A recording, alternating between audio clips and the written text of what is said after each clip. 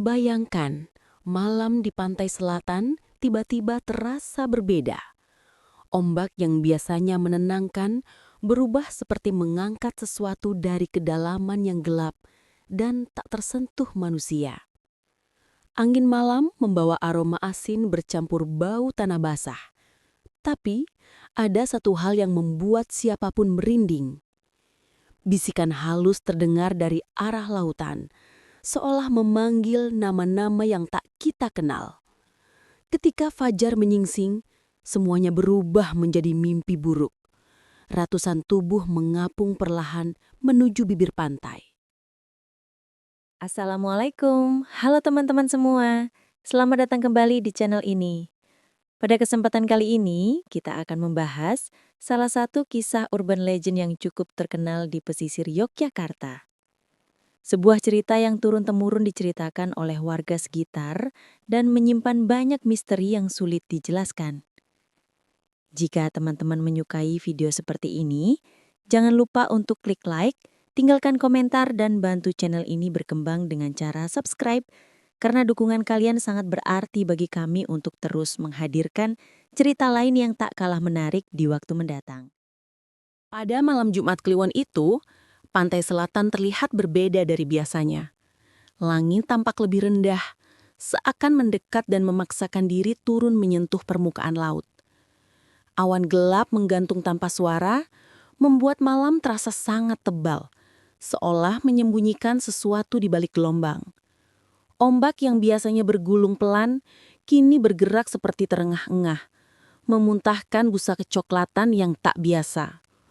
Bukannya putih bersih seperti lazimnya, warnanya tampak keruh seperti membawa lumpur dari dasar yang sangat jauh. Di kejauhan, samar-samar terdengar suara seperti benda berat yang diseret oleh gelombang. Namun, tidak ada seorang pun yang berani memastikan apa itu. Nelayan biasanya menyiapkan perahu pada tengah malam, tetapi malam itu satu pun perahu tidak bergerak. Bukan karena badai atau angin besar, melainkan karena ada rasa yang sulit dijelaskan. Seperti ada mata yang memperhatikan setiap langkah dari balik kegelapan laut. Pak Wiryo, nelayan tua yang terkenal paling berani, bahkan menutup pintu rumahnya lebih awal. Ia mengatakan kepada istrinya, angin malam terasa seperti suara perempuan yang menangis, memanggil-manggil dari tengah laut. Suara itu panjang, lirih, tapi sangat jelas. Semakin telinga berusaha mengabaikan, semakin suara itu terasa dekat di kepala. Beberapa warga mengaku mendengar suara gamelan halus, suara gong kecil dan kenong seperti datang dari dasar air. Padahal, ombak sedang tinggi. Anehnya, ketika mereka mencoba mendekati arah datangnya suara, bunyinya malah menjauh, seperti tidak ingin ditemukan. Lampu-lampu Petromax di pinggir warung ikan tiba-tiba berkedip pelan, lalu padam bersamaan, tanpa ada angin besar. Saat itu, udara terasa dingin sampai ke tulang. Seorang anak kecil menangis tanpa sebab, dan ibunya hanya bisa memeluk sambil mengucap doa. Tak ada yang tahu bahwa malam itu adalah awal dari sebuah peristiwa yang tidak pernah dicatat sejarah secara resmi. Sebuah malam yang kelak hanya menjadi cerita bisu, berdesakan di antara suara laut yang tidak pernah benar-benar diam. Ketika fajar mulai mengusir gelap, garis tipis cahaya merah perlahan muncul di ufuk timur. Biasanya, saat-saat seperti ini, pantai mulai dipenuhi suara burung camar, dan para pedagang bersiap membuka lapak. Namun, pagi itu terasa seperti pagi yang tidak selesai tidur. Heningnya bukan hening biasa, melainkan hening yang terasa seperti menahan sesuatu yang berat. Pak Wiryo yang tadi malam gelisah, memutuskan berjalan pelan menuju bibir pantai. Istrinya sempat melarang, tetapi ia hanya menjawab pendek. "Kalau aku tidak lihat, nanti aku terus kepikiran." Langkahnya terhenti ketika ia mencium sesuatu yang aneh. Bau asin laut masih ada, tetapi bercampur dengan aroma pengap seperti tanah kuburan setelah hujan. Tidak sedap, tetapi juga tidak bisa langsung dikenali. Beberapa nelayan lain mulai keluar rumah, saling menatap tanpa kata. Mereka tahu ada sesuatu, tapi tidak ada yang mau menjadi orang pertama yang bertanya. Ombak pagi terlihat lebih pelan, namun warna air tidak berubah sejak semalam. Masih kecoklatan, seolah memuat rahasia gelap dari dasar laut. Tiba-tiba Pak Wiryo melihat sebuah bayangan besar terombang-ambing tidak jauh dari karang. Awalnya ia pikir mungkin bangkai hewan laut. Namun semakin ombak membawa mendekat, semakin jelas bentuk itu terlihat seperti tubuh manusia.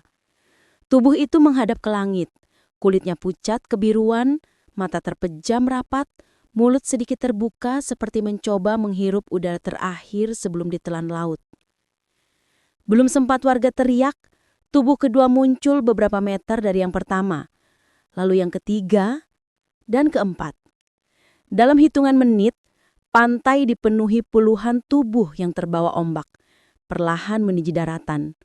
Tidak ada suara jeritan, tidak ada suara air bercebur keras. Semuanya bergerak pelan, tetapi terasa sangat mengancam. Warga mulai panik. Ada yang berlari memanggil kepala dusun. Ada yang membaca doa sambil mundur perlahan, sementara beberapa ibu-ibu hanya bisa memeluk anaknya. Tidak ada yang berani menyentuh tubuh-tubuh itu karena tidak ada seorang pun yang tahu dari mana mereka berasal. Ketika warga akhirnya mencoba menghitung secara kasar jumlah tubuh yang mengapung, hitungan mereka tidak pernah sama. Setiap orang melihat jumlah berbeda, seolah angka itu berubah setiap kali dipandang. Dan pada momen itulah, seorang warga tua berbisik lirih. Jangan dihitung, pantai tidak suka dihitung. Ketika jumlah tubuh semakin jelas terlihat, warga mulai saling berbisik. Bukan soal bagaimana mayat-mayat itu bisa muncul, tetapi tentang angka yang terdengar dari mulut seorang lelaki tua yang sudah lama dikenal suka menyendiri di pesisir. Dengan suara hampir tak terdengar, ia menyebut angka 2, 5, 6, sambil terus menatap laut tanpa berkedip. Sebagian warga mengira ia hanya berhalusinasi karena ketakutan.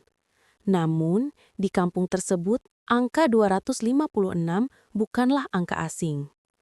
Ada legenda lama tentang sebuah kapal penumpang yang hilang di sekitar wilayah Samudra Hindia puluhan tahun silam. Kapal itu dikabarkan membawa rombongan pekerja serta awak kapal berjumlah 256 orang. Tidak pernah ada catatan resmi tentang bangkai kapal. Tidak ada serpihan ditemukan, bahkan sinyal terakhir pun tidak tercatat dengan jelas. Seakan kapal itu menghilang begitu saja ditelan laut tanpa meninggalkan jejak. 2 atau 3 generasi sebelumnya, warga setempat pernah melarang siapapun melaut pada tanggal tertentu setiap beberapa dekade sekali.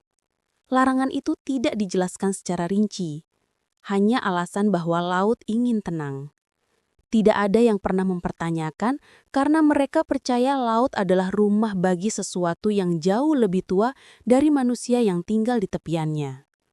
Hal anehnya, setiap 30 tahun sekali, menjelang akhir musim hujan, selalu terdengar cerita tentang suara gamelan yang muncul dari arah laut. Sebagian besar mengabaikannya sebagai mitos atau kepercayaan kuno yang tak relevan lagi. Namun kini, ketika ratusan tubuh benar-benar muncul ke permukaan, legenda itu tidak lagi terdengar seperti dongeng belaka. Pak Wiryo sempat mendekati lelaki tua penyendiri itu. Namun yang ia dengar hanyalah gumaman seperti doa, menyebut nama-nama yang tak ia kenal. Warga semakin yakin bahwa tubuh-tubuh itu bukan sekadar kecelakaan atau bencana alam. Mereka percaya bahwa laut sedang mengembalikan apa yang pernah diambilnya. Yang membuat lebih mencekam, jumlah mayat yang mengapung perlahan menghitung dirinya sendiri. Saat warga mencoba berhitung, jumlahnya hanya tampak jelas ketika mencapai angka yang sama, 256. Tidak pernah kurang, tidak pernah lebih. Seolah laut mengetahui angka itu dengan sangat pasti jauh sebelum manusia menyadarinya.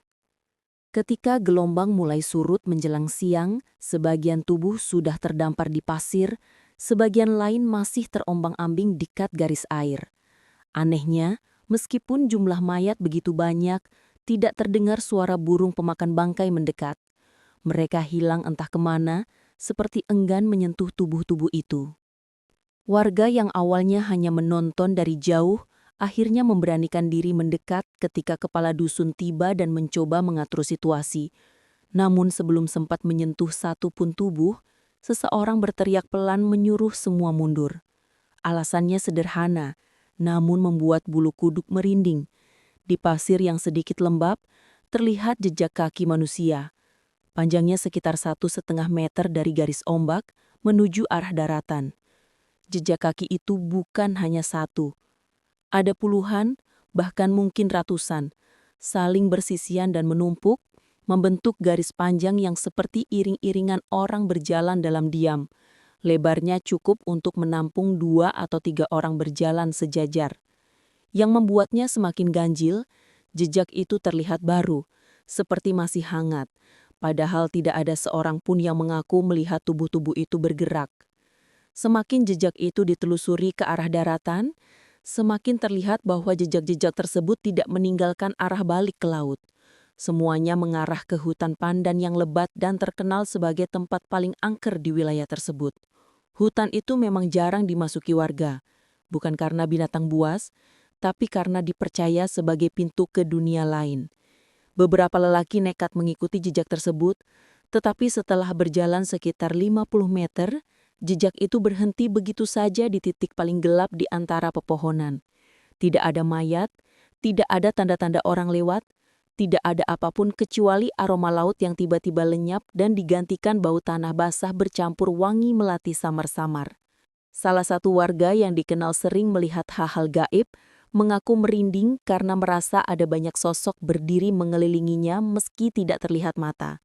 Ia memaksa warga lain mundur, sambil berkata pelan, "Mereka tidak ingin kita mencari mereka." Sejak saat itu, tidak seorang pun berani menelusuri jejak itu lebih jauh. Mereka memilih kembali ke pantai, namun perasaan bahwa pantai tidak lagi aman mulai menjalar, pelan tapi pasti. Di tengah kepanikan warga, kepala dusun akhirnya memutuskan untuk memanggil beberapa tokoh adat. Mereka tidak secara resmi memiliki jabatan apapun, namun sejak lama dipercaya memahami hal-hal yang tidak tercatat dalam buku dan tidak terlihat oleh mata biasa. Para tetua itu datang tanpa banyak bicara, hanya memandangi laut dengan wajah serius, seolah sedang berbicara melalui keheningan.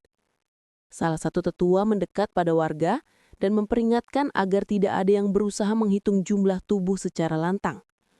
Menurut keyakinan setempat, mengucapkan angka-angka tersebut dengan jelas dapat mengundang kehadiran pemiliknya, apapun itu, dan dari manapun asalnya. Larangan itu terdengar aneh, bahkan tidak masuk akal, namun di tengah situasi seperti ini, tak seorang pun berani meremehkannya. Sayangnya, seorang pemuda yang sejak tadi berusaha meyakinkan dirinya bahwa semua ini hanyalah kebetulan, merasa tidak puas dengan larangan yang menurutnya penuh tahayul.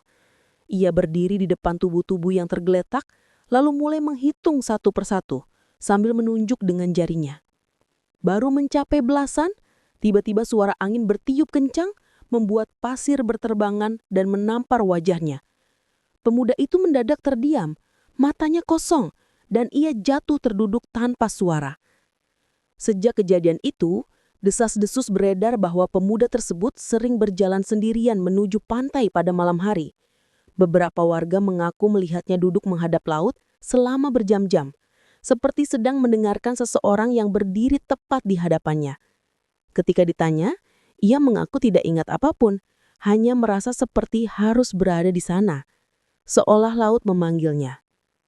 Sebagian warga mengatakan, jika peristiwa ini terulang lagi 30 tahun mendatang, tubuh-tubuh itu bukan sekedar datang untuk kembali, tetapi untuk menjemput. Namun, hingga hari ini, tidak ada yang berani memastikan kebenaran cerita tersebut. Yang jelas, angka 256 tetap menjadi misteri yang tidak pernah hilang dalam ingatan masyarakat pesisir selatan. Dan ketika suara gamelan terdengar halus dari arah laut pada malam-malam tertentu, beberapa warga memilih menutup pintu lebih cepat, mematikan lampu, dan berdoa agar laut tidak memanggil nama mereka kali ini. Terlepas dari benar atau tidaknya kisah ini, pantai selatan selalu menyimpan misteri yang sulit dijelaskan. Banyak hal di dunia ini yang mungkin tidak membutuhkan jawaban pasti, karena ada rahasia alam yang sengaja dibiarkan tetap menjadi rahasia.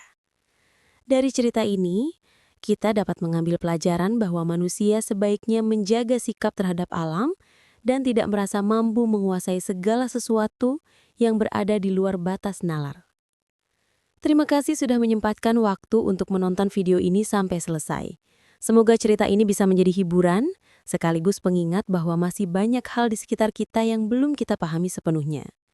Jangan lupa dukung channel ini dengan cara subscribe, like, dan tinggalkan komentar agar kami dapat terus menghadirkan kisah-kisah menarik lainnya. Sampai jumpa di video berikutnya.